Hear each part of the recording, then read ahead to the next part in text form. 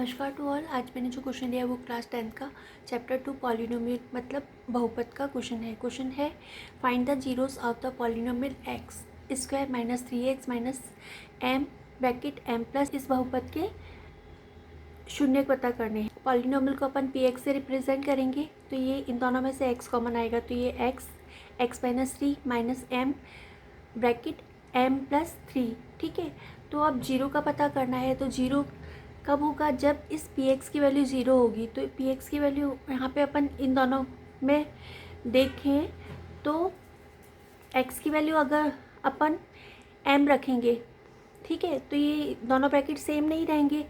लेकिन अगर x की वैल्यू अपन माइनस एम रखेंगे तो यहाँ पे माइनस एम रखेंगे तो ये माइनस एम हो जाएगा और ये माइनस एम हो जाएगा। फिर दोनों में से माइनस कॉमन आएगा तो ये माइनस कॉमन आकर के ये तो माइनस एम जो होगा वो प्लस एम हो जाएगा और ये एम प्लस 3 हो जाएगा।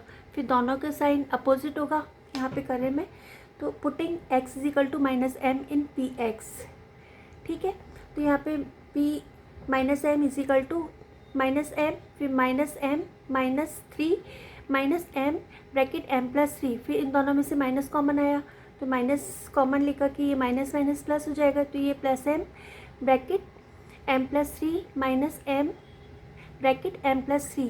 तो अब इन दोनों ये दोनों सेम है लेकिन इनका जो साइन है वो अपोजिट है। तो इसमें से इसको माइनस करेंगे तो ये जीरो हो जाएगा। x is equal to minus M is a zero of given polynomial. फिर अब अपन क्या करेंगे कि यहाँ पर m प्लस 3 है, m प्लस 3 है। तो अगर अपन x को m प्लस 3 मान लें तो यहाँ पे m प्लस 3 रखेंगे, 3 से 3 कैंसिल हो जाएगा तो ये m बच जाएगा। ठीक है, तो x की जगह अपन क्या रखेंगे यहाँ पे m प्लस 3। तो putting x is equal to m plus 3 in P X. तो p m plus 3 is equal to m की x की जगह अपन ने m प्लस 3 रख दिया। फिर x की जगह m प्लस 3 तो ये 3 से 3 कैंसिल हो जाएगा माइनस m प्लस 3। ठीक है, फिर ये m को इधर लिख दिया, ये m plus 3 minus m plus 3।